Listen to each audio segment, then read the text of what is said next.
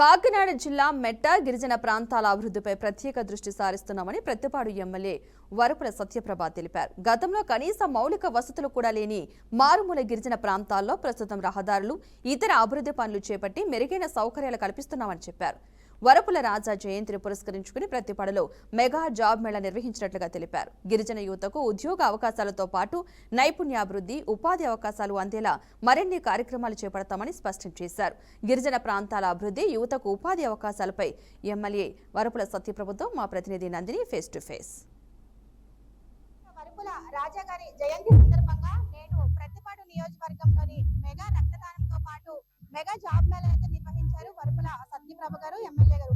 అయితే ప్రస్తుతం ఏదైతే వరపుల రాజా గారు ఉన్నప్పుడు నియోజకవర్గానికి ఎటువంటి అభివృద్ధి చేశారు, నిత్యం ప్రజలతోనే ఉండేవారు. ఆయన ఆశయాలను కూడా ఎక్కడా కూడా కొంచెం కూడా ఇదగకుండా ముందుకు వెళుతూ 2 సంవత్సరాల్లో కూడా నియోజకవర్గాన్ని అనేక సందర్భాల్లో కూడా అంటే ఇప్పటి వరకు కూడా మేము ఇంత అభివృద్ధి చేశామని చెప్పుకునే విధంగా కూడా ఎమ్మెల్యే సత్యప్రభ గారు అయితే చేసుకుంటూ ముందుకు వచ్చారు. ఈ రోజు రాజా గారు ఏదైతే జయంతి ఉందో ఆ జయంతి సందర్భంగా పలు సేవా కార్యక్రమాలు కూడా నిర్వహించారు. ముఖ్యంగా మెగా జాబ్ మేళా నిర్వహించారు.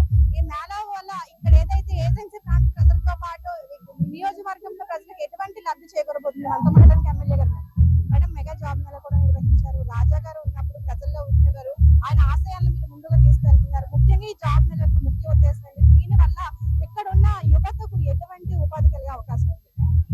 ఏదైతే నా భర్త దివంగత నేత వరపుల రాజా గారి ఆశయం ఏంటంటే ఆయన నిత్యం పేద ప్రజల గురించి, ఏదైతే రూరల్ ఏరియాలో గిరిజన గ్రామ ప్రాంత ప్రజలకి వైద్యం సక్రమంగా అందాలని చెప్పి నిరంతరం కృషి చేసేవారు.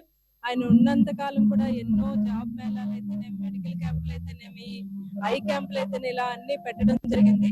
ముఖ్యంగా నేను హెచ్ఆర్లు అందరితో కూడా ముందుగానే మాట్లాడాను.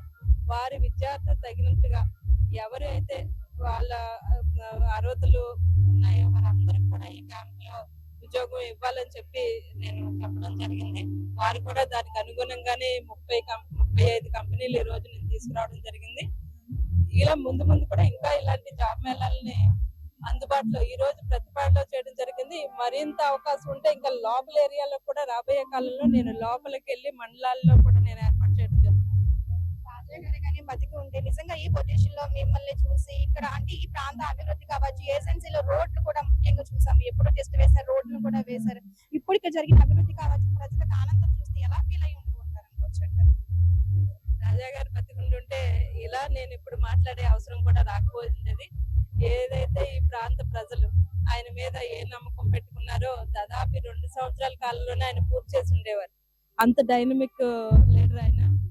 ఆయన ఉంటుంటే ఇంతకన్నా ఎక్కువ అభివృద్ధి చూసి ఉండేవారని నేను అనుకుంటున్నాను. కాకపోతే ఆయన మీద పెట్టుకున్న నమ్మకాన్ని, ఆ నమ్మకంతో నాకు ఓటేసి గెలిపించారు. అది ఎక్కడ వమ్ము చేయకుండా నా వంతు కృషిగా అయితే మాత్రం ఈ 2.5 సంవత్సరాల్లో అభివృద్ధి, ఎందుకంటే 30 సంవత్సరాలు కలగా ఎదురు చూస్తున్న రహదారులను కూడా నేను వేయించడం జరిగింది. ఏదైతే పెద్దిపాలెం రోడ్ అయితేనే, తీరావరం రోడ్ అయితేనే, ఇలా ఇంకా గిరిజన గ్రామ ప్రాంతం రౌతులపూడి మండలంలో కూడా ఎన్నో రహదారులని ఏజెన్సీ ప్రాంతాలకి ఆ కొండల మీదకి వెళ్ళడానికి వారు ఎంతో ఇబ్బంది పడేవారు. ఈ రోజు వారు చాలా ధైర్యంగా పైనుంచి కిందకి వస్తున్నారు. ఇక్కడ ఉన్న ఉపాధి అన్ని చూసుకుని మళ్ళీ ఎంత అర్ధరాత్రైనా రోడ్డు బాగుండడం వల్ల వాళ్ళు వెళ్ళడం జరుగుతుంది. చాలా సంతోషంగా ఉన్నారు అందరూ కూడా. ఇది చూసాం కదా, ఏదైతే రాజా గారి ఆశయాలకు లక్ష్యంగా ముందుకు వెళ్తున్నాము. రాబోయే 3 సంవత్సరాలు కూడా ప్రతిపాడిని మరింత అభివృద్ధి చేస్తాను. రాబోయే కాలంలో మరింత నిరుద్యోగులకు జాబ్ అవకాశాలు కల్పించే విధంగా కృషి చేస్తానని ఎమ్మెల్యే వరపుల అయితే చెప్పడం జరుగుతుంది. తాజా పరిస్థితి.